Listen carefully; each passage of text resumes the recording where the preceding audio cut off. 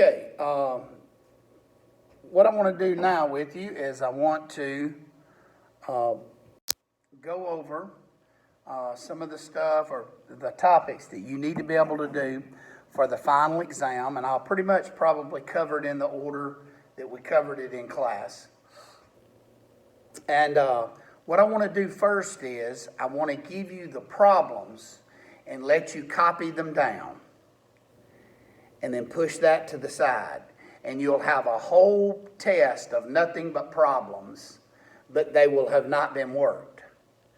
Then I'll stop the video, and then the next video I will actually go through and work all of the ones you're about to copy. The reason I want to do that is I want to give you the original, the first copy, so that it's not worked out, so that you can leave it blank.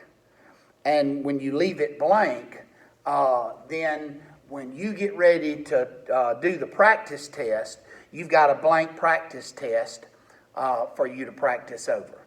Okay, so here's the first problem. Write these instructions down. Graph the following. Graph the following. Okay, then part A, write x equal 3, and then part B, write y equal negative 4.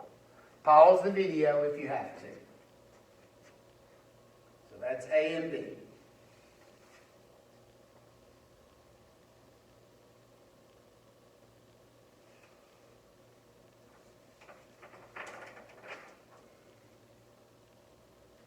Okay. Pause the video and copy part C. Okay? Hold up.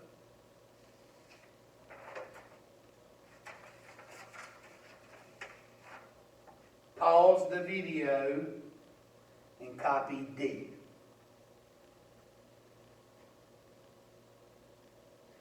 Okay?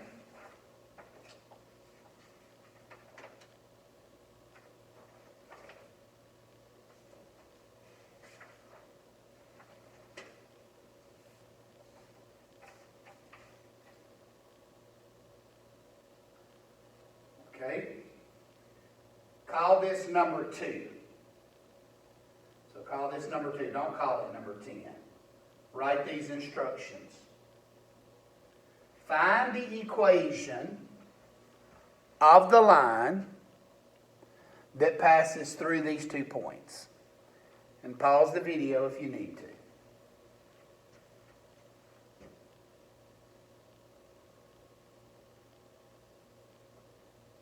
Okay, that's number 1 and that's number 2.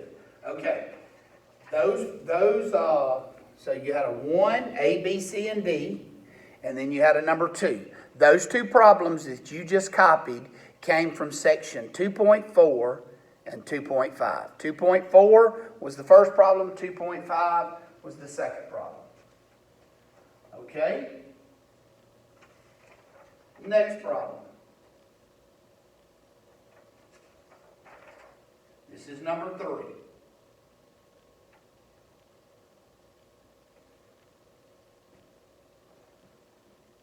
Pause the video. Okay? Number 4.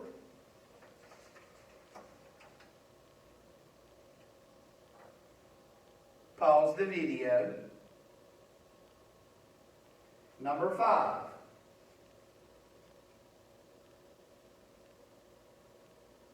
Pause the video. Okay?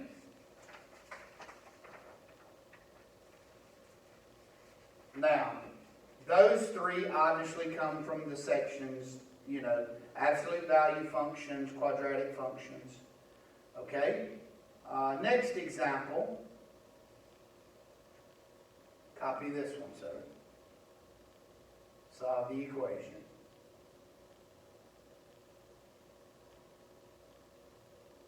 Okay? Next problem.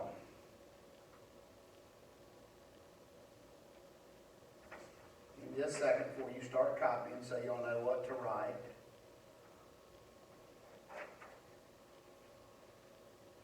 Okay, right here. Evaluate these mentally. Copy those four.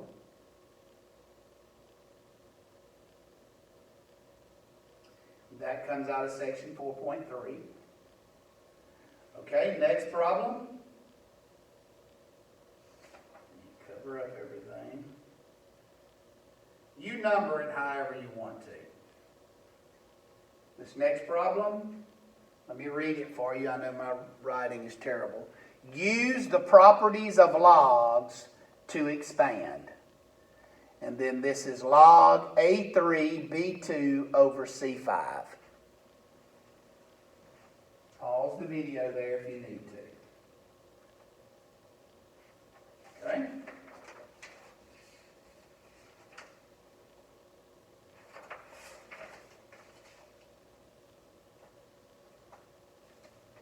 Next one is a log equation. Pause the video and copy it. Next one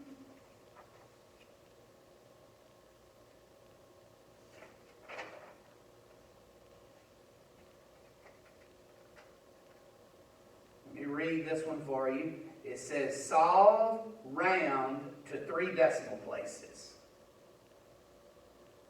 Pause the video. Okay.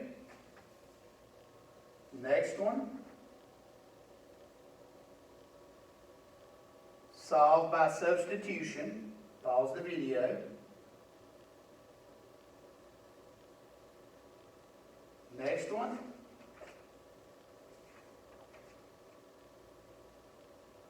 Solve by elimination. Pause the video. Oh, sorry. Now pause the video. Solve by the elimination by addition method. Pause the video. Okay.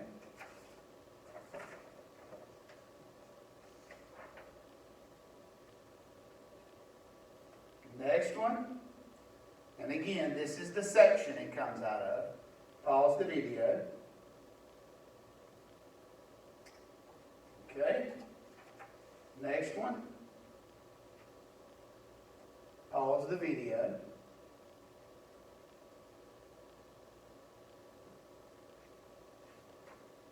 And then 3 more.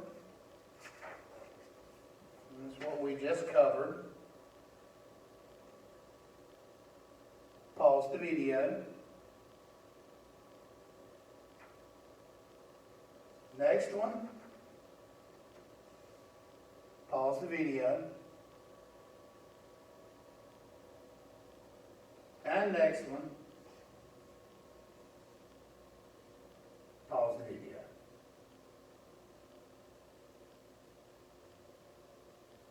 Okay. Now, you should have all of those copied now. So take those and push those to the side. Now, here's what I'm about to do now. I'm about to go back over those same problems again, but this time I'm going to show you all of the work. So where you just copied all of those problems, push that to the side and make you a couple of copies of that and use that kind of for a practice test if you want to. Okay, now let's go back through these problems and I will remind you of where this work comes from. Now, it'll probably take this and one more video to do this, but anyway. All right. Let's go back to this very first problem. Graph the equation. All right, remember in a linear equation, if an equation has just an x and not a y, that's a vertical line. So to graph this, all you do is go over to where x is 3, right here, 1, 2, 3, and draw a vertical line. So x equal 3 is right there. And I just wrote this for your own benefit. Remember, it has a vertical line, and the slope is undefined. Now, On this next one, if it has just a y and no x, that's a horizontal line. So what you do to graph that one is, draw your graph, and you come down to where y is 4, -4, and draw a horizontal line. Remember, that's a horizontal line, the slope is 0. Pause the video if you need to copy that.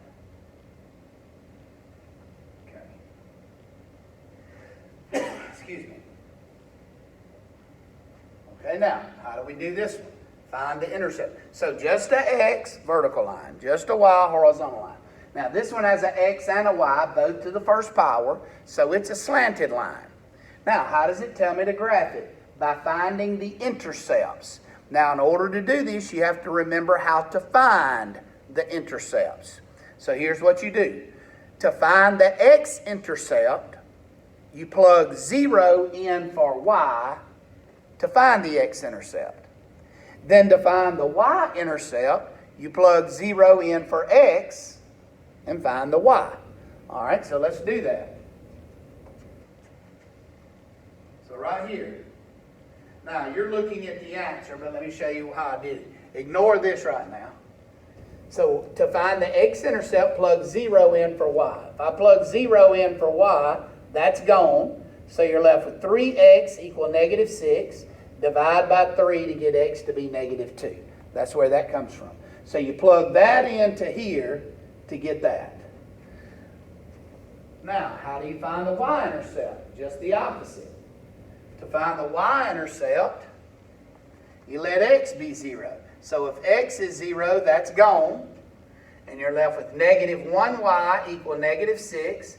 Divide by -1 to get y to be +6. And then when you plot this, -2, 0 is here. 0, 6 is up here. That's why they're called the x-intercept and the y-intercept, because they're on the x and y axis, and then draw your line. Okay, pause the video and copy this.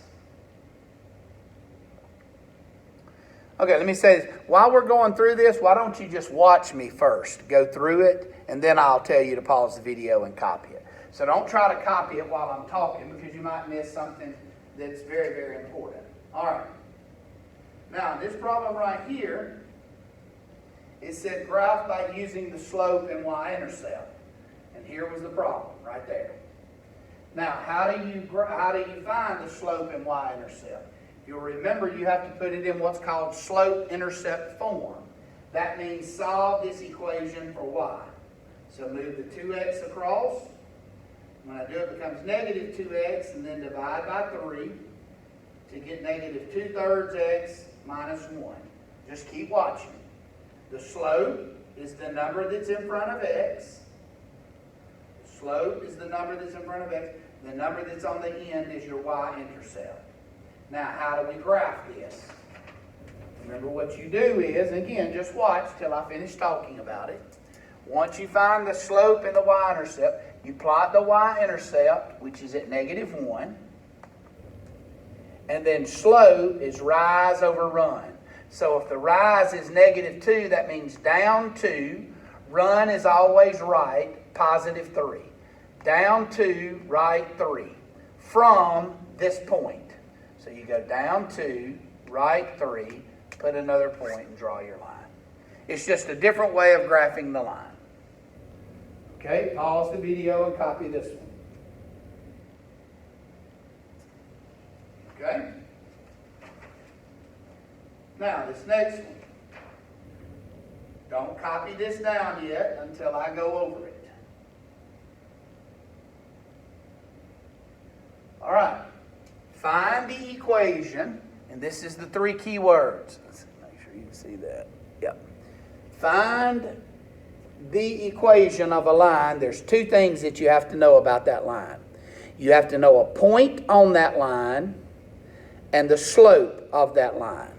Now, we're finding the equation of the line that passes through these 2 points right here. Those are the 2 points we have. All right, what do we need to have? We need a point. I have a point. And we need the slope. I don't have the slope. So what I have to do first is I have to find the slope. How do you find the slope? By the slope formula. So you call this x1, y1, x2, y2. There's your slope formula. And plug these numbers straight into the slope formula. And get a slope of 4. Then once you get a slope of 4, so you need to memorize that formula. Once you get a slope 4, you can then use the point slope formula. So here's the point slope formula that you need to memorize. Y1 is right here, -7. M is 4, you just found. And x1 is 3, right here. Then we distribute and move the 7 across, and we put our final answer in slope-intercept form. Okay. Now, how do we graph a piecewise function? Okay? All right, I'm going to uncover this, but watch the order that I cover it in. Okay, first thing you're going to do is break it into 2 parts. Make sure you can see both of these, and you cannot.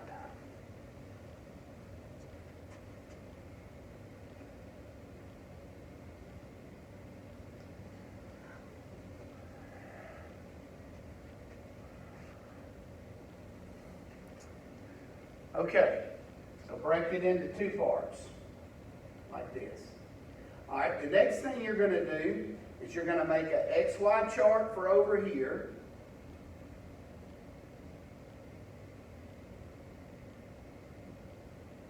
And the XY chart for over here. Make sure you can see that.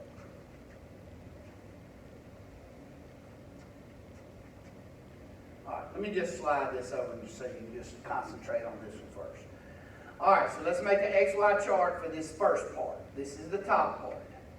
All right, whatever this number right here is the first number that you put right here. So whatever that number is the first number that goes here. Now, the next number you pick after that has to be less than -1. So if you go to the left of -1, what would the next number be? -2, -3, -4. You could go as far as you wanted. Now, how do we find the y that goes with each one of these? Plug these x's into right here. So 3 times -1 is -3, plus 5 is 2. 3 times -2 is -6, plus 5 is -1. And then when you plug in -3, you get -4. Now, let me slide it over. This is the bottom piece. All right, when I do the bottom piece, right here,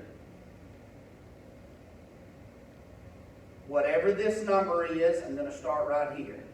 So when you do your XY chart, whatever the first number is in this chart should also be the first number in this chart right here. Always. It's just this number, you go this number and smaller. This number, you go this number and bigger. But you still start both x's at the same place. Now, remember how we said if...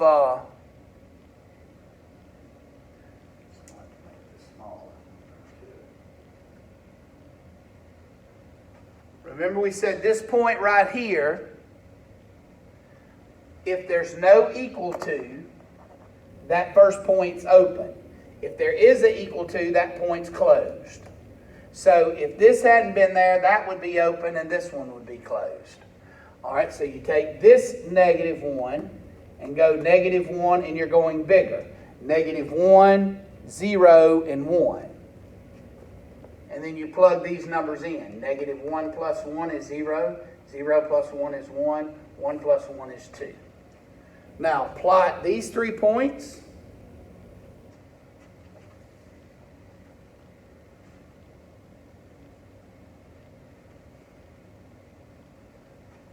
Plot these 3. -1, 2. -2, -1. -3, -4. Right there. Then start with your pencil there and go 3. Now, plot these. -1, 0. It's open, but only that one. 0, 1 is here. 1, 2 is here. can go in that direction. And you can look back at the video if you need more, if you need a lot more description, because I put in all the description. I mean, I broke it all the way down. So any of this stuff that you need much more explanation on, one thing it probably means you didn't watch your video to begin with. But remember, you do have that video you can go back to. This video right here is the piecewise function. It was in 2.6. Okay, this next one was the quadratic function. And it was in section 3.1. This one was. All right, I'm going to stop the video, and we'll continue with this in the next video.